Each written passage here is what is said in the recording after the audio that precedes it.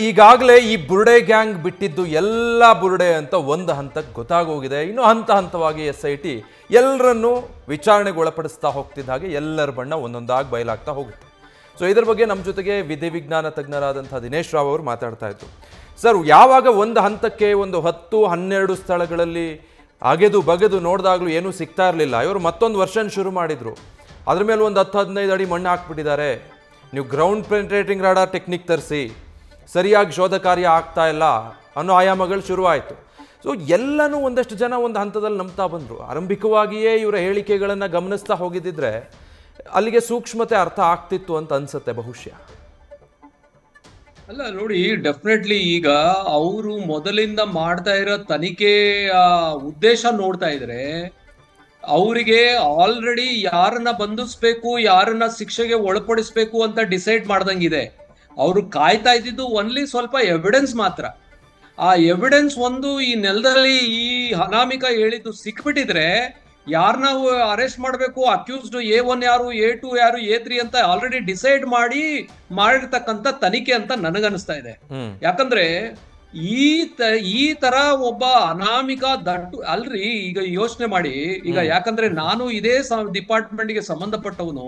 ನನ್ನ ಡಿಪಾರ್ಟ್ಮೆಂಟ್ ಅಲ್ಲಿ 7-8 ಜನ ಈ ತರ ಅಟೆಂಡರ್ಸ್ ಇದ್ದಾರೆ. ಅಟೆಂಡರ್ಸ್ ಮಾತು ಕೇಳ್ಕೊಂಡು ಯಾರಾದ್ರೂ ಸಾವಿನ ತನಿಖೆ ಮಾಡ್ತಾ ಇದ್ರೆ ಈ ನಮ್ಮ ಕರ್ನಾಟಕ ಸರ್ಕಾರದಲ್ಲಿ ಮಾತ್ರ ಈ ತರ ಸಾಧ್ಯ ಅಂತ. ಯಾಕಂದ್ರೆ ಅಲ್ಲಿ ಯಾರು ಡಾಕ್ಟರ್ ಕೇಳಲಿಲ್ಲ, ಹೋಗ್ಲಿ ಅಲ್ಲಿ ಕೆಲಸ ಮಾಡಿರ್ತಕ್ಕಂಥ ಪೊಲೀಸ್ ಅವರು ಕೇಳಿಲ್ಲ, ಆ ಸಮಯದಲ್ಲಿ ಹೋಗ್ಲಿ ಇವನ್ ಜೊತೆ ಇದ್ದವರ ಕೊಲೀಗ್ಸ್ ದುಃಖಕ್ಕೆ ಸ್ಟೇಟ್ಮೆಂಟ್ ತಗೊಂಡಿಲ್ಲ, ಹೋಗ್ಲಿ ಇವ್ರ ಬಾಡಿ ಕೊಟ್ಟಿದ್ದವ್ರು ಯಾರು ಅವ್ರನ್ನ ಕೇಳಿಸ್ಲಿಲ್ಲ. ಇವನ್ ಒಬ್ಬನೇ ಎವಿಡೆನ್ಸ್ ಕೊಡ್ತಾನೆ ಯಾರನ್ನ A1 ಮಾಡ್ಬೇಕು, A2 ಮಾಡ್ಬೇಕು ಅಂತ ಡಿಸೈಡ್ ಮಾಡಿದ್ದಾರೆ. ಆ ನಿಟ್ಟಿನಲ್ಲಿ ಇದೊಂದು ಏನೋ ಒಂದು ಸಂಸ್ಥೆ ಮಾಡಿದ್ದಾರೆ. ಈಗಲೂ ಅಷ್ಟೇ ಕಾಲ ಮಿಂಚಿಲ್ಲ. ನಾನು ಮೊದಲೇ ಹೇಳಿದಾಗೆ ನಮ್ಮ ಆ SITಯ ಜವಾಬ್ದಾರಿ ಹೊತ್ತಿರ್ತಕ್ಕಂಥ IPS officer, they are all well reputed with high experience. ಅವ್ರನ್ನ ಫೋರ್ಸ್ ಮಾಡಿ ಈ ತರ ಮಾಡಿಸಿದಾರೆ ಅಂತ ನನ್ಗೆ ಈಗಲೂ ಆ ಅನಿಸಿಕೆ. ಬಟ್ ಈಗ ಅವ್ರ ಮೇಲೆ ಇರ್ತಕ್ಕಂಥ ಜವಾಬ್ದಾರಿ ಈಗ ಎಕ್ಸ್ಪೋಸ್ ಆಗಿರೋದಂತೂ ಎಲ್ಲರಿಗೂ ಗೊತ್ತಿದೆ. ಅದು ಮಾಧ್ಯಮ ಮುಖಾಂತರ ಆಗಿರೋದು, ಅದು ಒಂದು ಹೇಳ್ತೀನಿ. ಬಟ್ ಅಟ್ಲೀಸ್ಟ್ ನಾವು the SIT should be more professional. ಈಗ ಕಾನ್ಸ್ಪಿರೇಟರ್ಸ್ ಯಾರಿದ್ದಾರೆ, ಅವ್ರ ಇಂಟೆನ್ಷನ್ಸ್ ಏನು, ಬರೇ ಮಾಸ್ಕ್ ಮ್ಯಾನ್ ಅಲ್ಲ, ಅವ್ರ ಹಿಂದೆ ಯಾರಿದ್ದಾರೆ, ಯಾರು ಫೈನಾನ್ಸ್ ಮಾಡಿದ್ರು, is there any agencies out of country is been involved, ಇಲ್ಲ NGOs ಆರ್ ಇನ್ವಾಲ್ವ್ಡ್, ಅವ್ರನ್ನ ಎಲ್ಲ ಬುಕ್ ಮಾಡಿ ವಿತ್ ಎವಿಡೆನ್ಸಸ್, ದೆನ್ ಓನ್ಲಿ ಅವ್ರಿಗೆ ಪನಿಷ್ಮೆಂಟ್ ಕೊಡಿಸ್ದಿದ್ರೆ ಈ ತರ ಘಟನೆಗಳು ಇನ್ನೂ ಮರಿಕೊಳ್ಸುತ್ತೆ ದೇಶದಲ್ಲ, ಬೇರೆ ಭಾಗದಲ್ಲಿ ಬಳಸ. ಅದರಿಂದ ನೋಡಿ, this has got connections definitely beyond Karnataka. ಇದು ಎತ್ತಿ ಕಾಣಿಸುತ್ತೆ. ನಾನು ಈ ಒಂದು ಅಪರಾಧ ಲೋಕದಲ್ಲಿ ನಾನು ಸುಮಾರು 30 ವರ್ಷದಿಂದ ಕೆಲಸ ಮಾಡ್ತಿದ್ದೀನಿ ಈ ಕ್ರೈಮ್ ಫೀಲ್ಡ್ ಅಲ್ಲಿ. So I can easily sense this is going beyond the state of borders of Karnataka.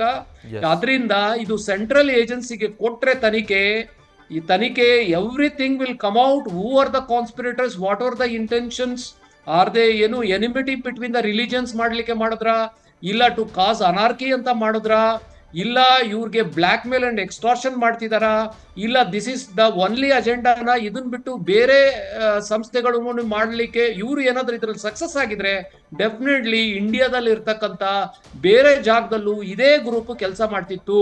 ಅದರಿಂದ SIT ಮೇಲೆ ಈಗ ದೊಡ್ಡ ಜವಾಬ್ದಾರಿ ಇರೋದು. ಇದ್ರಿಂದ Anamika is just an actor. ಇದ್ರಿಂದ ಪ್ರೊಡ್ಯೂಸರು, ಡೈರೆಕ್ಟರ್ಸು, ಫೈನಾನ್ಷಿಯರ್ಸು ಯಾರಿದ್ದಾರೆ ಅವ್ರನ್ನೆಲ್ಲ ನೀವು ಮಾಡಿದ್ರೆ, ಎಸ್ಪೆಷಲಿ ಇವ್ರಿಗೆ ಕನೆಕ್ಟ್ ಆಗಿರ್ತಕ್ಕಂಥ ಮಾಧ್ಯಮದವರು, that is so called YouTubers or influencers, ಅಂತವ್ರನ್ನ ಪಿನ್ ಪಾಯಿಂಟ್ ಮಾಡಬೇಕು. ಇಲ್ಲ ಅಂದ್ರೆ this gang will try to think something else and they are going to destroy the nation ಅಂತ ಹೇಳ್ಬೋದು.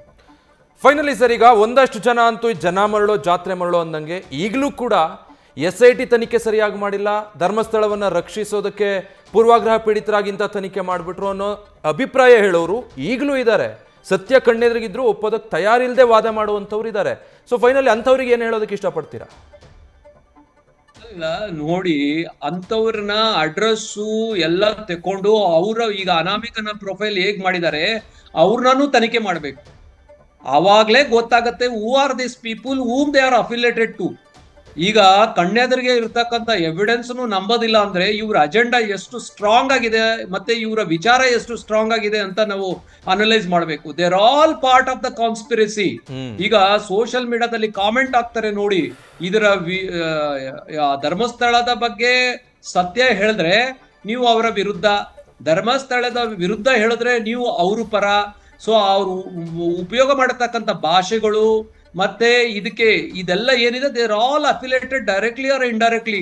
ಅವ್ರನ್ನ ಐಡೆಂಟಿಫೈ ಮಾಡಿ ಲೋಕಲ್ ಸ್ಟೇಷನ್ಸ್ ಏನಿದೆ ಆ ಸ್ಟೇಷನ್ಸ್ ಇಂದ ಎಲಿಮೆಂಟ್ಸ್ ನ ಐಡೆಂಟಿಫೈ ಮಾಡಿ ಅಂಡ್ ಅವ್ರನ್ನ ತನಿಖೆ ಮಾಡೋದು ತುಂಬಾ ಉತ್ತಮ. ಇದಲ್ಲದೆ ನಾನು ಇನ್ನೊಂದು ಇಂಪಾರ್ಟೆಂಟ್ ಹೇಳ್ತೀನಿ.